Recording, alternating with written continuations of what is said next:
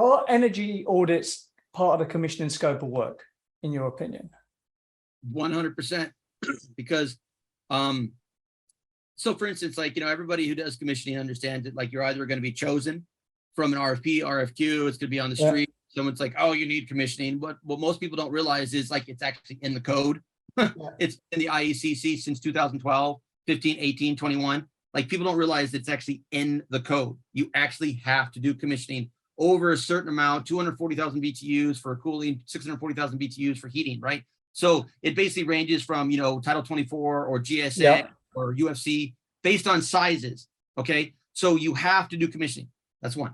So let's say that if it's not part of it, then someone's like, because right now, all the states, more states like, Washington, basically Denver, New York City, Boston, all the different codes are now saying every 2 years you have to basically have an audit. You have to have a retro. You have to basically, so to everybody who's listening, okay, that is a major big deal. And everybody should, Google ASHRAE level 1, level 2, level 3. You should know what these are, right?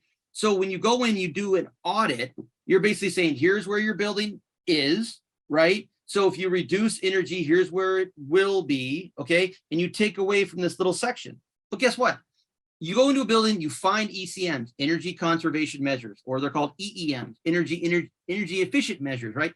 You go in as an expert, as a commissioning person, you should be an expert, okay? You're either mechanical, electrical, plumbing, envelope, right? Hell, you can be architect or engineer, you could do basic ADA, egress, there's so many.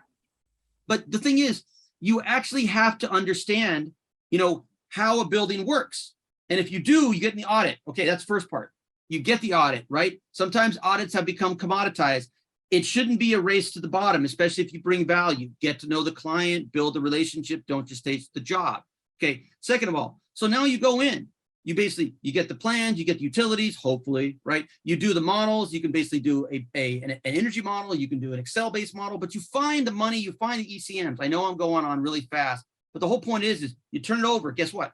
The next part is then they choose to or not to choose the ECMs, right? Then they do a mechanical, electrical, plumbing, architectural component. And then guess what?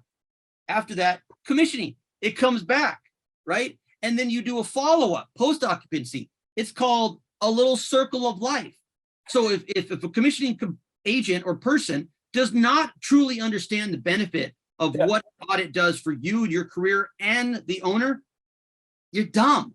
You literally have to read. And I'm not trying to be rude, but like the first rule is basically to reduce. And you actually have to know how to reduce to basically keep it going.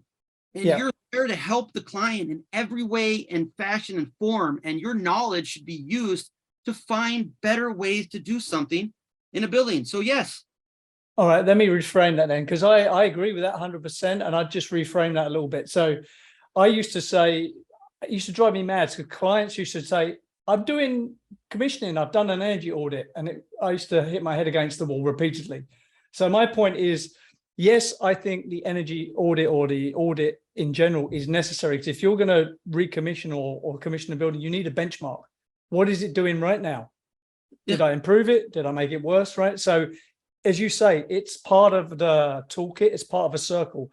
I go in, I audit, I have a benchmark, and then make adjustments. I test against the benchmark. Have I made it better or worse? Someone a long time ago said to me, and I'll never forget, I was out at a bar, we were talking, and some really amazing lady said to me, she goes, Marcus, if we gave you $50,000 tomorrow, what would you do, on campus? I go, for what area? They go, well, water. I go, I would put meters in. They go, you would spend $50,000 in meters? I go, you can't improve what you don't know.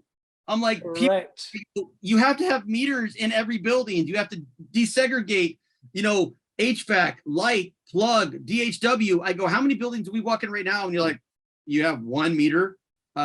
It's 400,000 square feet. You're like, yeah. You're like, how am I supposed to tell you what's wrong?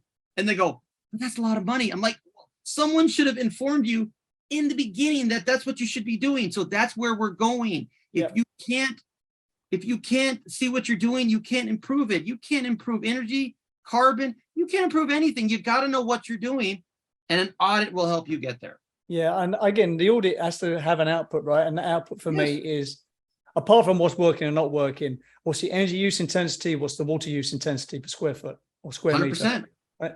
That's where it is. So, and you can get your GHG emissions. You can basically take any different metric ton of carbon, basically from energy, from gas, and you can basically break it down. Every building should have a kiosk when you walk in. It should be monitoring. It should be ongoing commissioning. You should walk in and go, oh, this building is working good. Wait, oh, everybody should take responsibility. So I always sit around with my wallet, and I basically, it's a wallet, right? And I basically say, if everybody treated their commercial building like they did their house, we would be doing so much better. But everybody treats the building like it's, oh, I can just run it like crazy. It's your money. You could get more raises, make your building better. Think about it. I agree. All right. So let's agree then, energy audits are part of the whole existing building process, right? You go in, you do it, and it's the first step in a series of steps. So I think we violently agree on that. Absolutely.